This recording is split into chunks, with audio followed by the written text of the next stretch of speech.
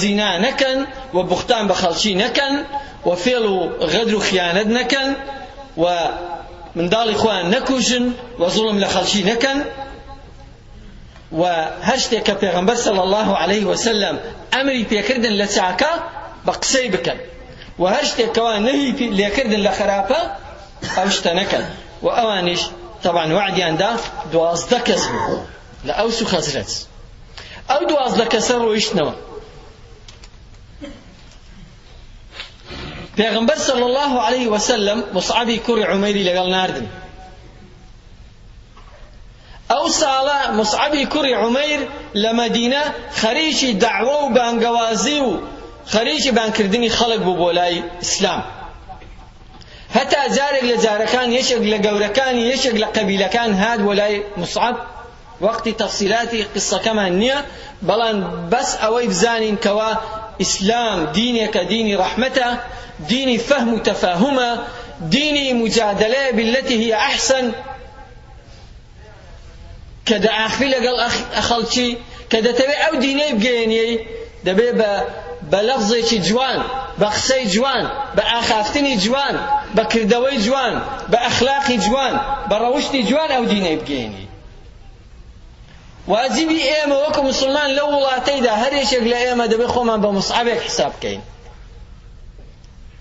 شوێن کەوتەی وی بین کە ئەو پەیامە بگەێنین ئەو کەسانەی کە لە دەوروبەرمانن چونکە پێغەمبەر صلی الله علیه وسلم تەواو ڕۆیشت چێ لە جێی پێغەمبەری بەجێ ماوە خۆ پێغەمبەر صلی الله علیه وسلم لە دوای هیچ پێغەمبەر نین ئیشی پێغەمبەریش ئیشی مەلیک و ملوک نەبووە بڵێەوە جێگیرەکەیەتی و جێگیرەکەیەتی و جێگیرەکەیەتی نە هەر مسلمانێک کە دەڵێ لا إله إلا الله محمد رسول الله هەڵگری ئەو پەیامەیە لێی مەسئولە لە لای خوای تەعالا واجبیەتی ئەرکێتی کە ئەو معنای لا إله إلا الله محمد رسول الله لە کردەوە و ڕەوشت و زوبان و ئەخلاقی ویدا دیار بکەوێت مصعبی کوڕی عومەیر چوو دانیشت لەناو خەڵکی بە شەو و بە ڕۆژ خەریکی داعوە و بانگەوازی بوو خەریک و خەڵکی دەهێنا بەرەو ئیسلام هەتا یەکێک لە گەورەکانی یەکێک لە قەبیلەکان زۆر پێی ناڕەحەت بوو تێتەوە چی هاتوویە ناو خێڵ و عێلیمە گوندیمە کوڕ و بامان لە یەکدی دەکەی ئاشاوەی دەخەیە ناومە خەڵکی لەمە دوور دەخەیەوە مەصعبیش کوتی وەرە کوتی وەرە دانیشە گوێ خۆ بدە ئەو شتێک کە من دەیڵێم ئەگەر ڕازی بووی پێی وە شتێکی باش بوو قبوڵت بوو ئەوە باش کە قبوڵت نەبوو ئەمن دەڕۆ ئەویش دانیشت کوتی وەڵڵاهی قسەکەت قسێکی جوانە دانیشت مصعبیش بۆی دانیشت بە جوانی بۆی باسی ئیسلام کرد کە ئیسلام چییە باسی چ دەکا داعوەی خەڵکی بۆ چ دەکا چ شتێکی پێیە بۆ بەشەریەت بۆ ئینسان کاتێک کە لە قسەکانی بۆوە ئەو ڕئیس قەبیلە عەشیرەتە تی وەڵڵاهی شتێکت پێیە کەس پێی نییە شتێکی ئەوەندە جوانە هەر بەخێر بێت ئەوە چۆن مسلمان دەبی تێگە ئەوەیە تۆ دەیڵێ ئەوە دینەکەی تۆ بێت وەڵڵا من لە ئێستا مسلمانم تی هەر ئەوەمان پێیە یەکسەر چوو مسلمان بوو لە بەیعەی عەقەبەی دووەم ساڵی دووەم کە هاتنەوە زۆربەی هەرە زۆری مەدینەی هیچ ماڵێک نەمابوو لە مەدینەی کە دەنگ و باسی ئیسلامی نەچوو بێتە ناو و بۆ پەیامی ساڵی دادێت کە هاتن بۆ حەج عددی 70-80 مسلمان لەوانەی کەوا لەسەر دەستی مصعبی مسلمان ببوون هاتن بۆ مەدینە و پێغەمبەر صلی الله علیه وسلم بەیعەتی لەگەڵ کردن و ئەو جارە ئەو بەیعەتە بەیعەتی دیفاع بوو لە پێغەمبەری صلی الله علیه وسلم هەر وەکو چۆن دیفاع دەکەن لە ماڵ و منداڵی خۆیان ئاوا دیفاعش لە پێغەمبەر کەن صلی الله علیه وسلم ئەوانش وعد و پەیمانیان دا کەوا پێغەمبەری بپارێزن لەو شتەی کەوا ماڵ و منداڵەکانیانی لێ دەپارێزن ئەوجا ئەو ئیسلامە ئەو پەیامە جوانە پەیامێکە ئەگە بەڕاستی و دروستی وەکو پێغەمبەر و سەحابەکان گەیاندویانەتە خەڵک ئاوا بگەیەنرێتە خەڵک واللهی بۆ خۆی وەکو خۆی تەعالا دەفەرمێ یەکاد زەیتو یوضیء ولو لم تمسسه نار هەر بۆ خۆی بەبێ ئەوەی هەڵیکەی دەدرەوشێتەوە هەرقل کاتێکەوە تاجرەکانی مەککە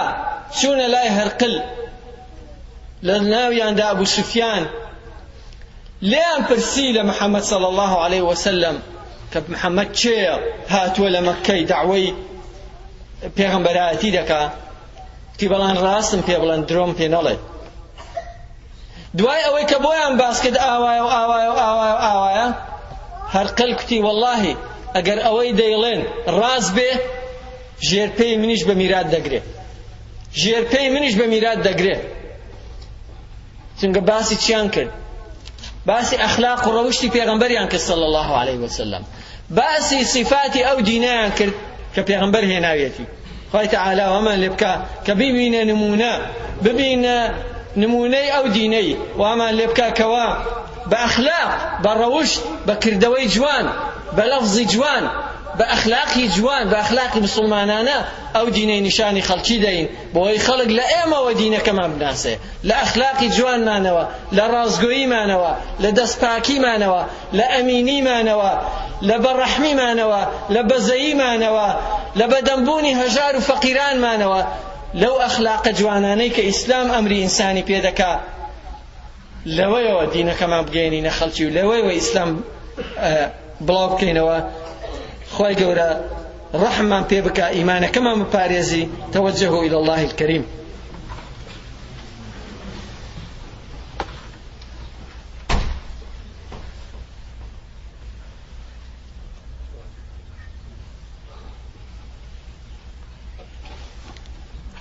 الحمد لله ثم الحمد لله ما توفيقي ولا اعتصامي إلا بالله عليه توكلت وإليه أنيب والصلاة والسلام على محمد رسول الله وعلى آله وصحبه ومن تبعه بإحسان إلى يوم الدين نشهد أن لا إله إلا الله وحده لا شريك له وأن محمدا عبده ورسوله اللهم صل وسلم وبارك عليه وعلى آله وأصحابه ومن تبعه بإحسان آمين يا رب العالمين براني برز خشكاني إيمان دار خوي تعالى القرآن ده فرمى أعوذ بالله من الشيطان الرجيم هو الذي أرسل رسوله بالهدى ودين الحق ليظهره على الدين كله خوي تعالى أو دينين أردوه أو بيغمبرين أردوه بهداية برحمة بيغمبر صلى الله عليه وسلم لقرآن ده وصف كلاوة وما أرسلناك إلا رحمة للعالمين خوي تعالى توين أردوه إلا برحمتنا بالرحمة كلمة رحمة معناه زور للعالمين نقهر بو إنسان بلكو عالمين هموشتك كخوا درستي كدوا لزندور وغير زندور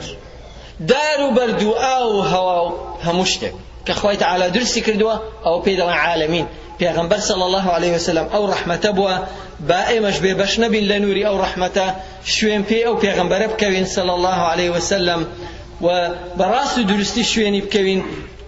چونگا پیغمبر صلى الله عليه وسلم دفرمي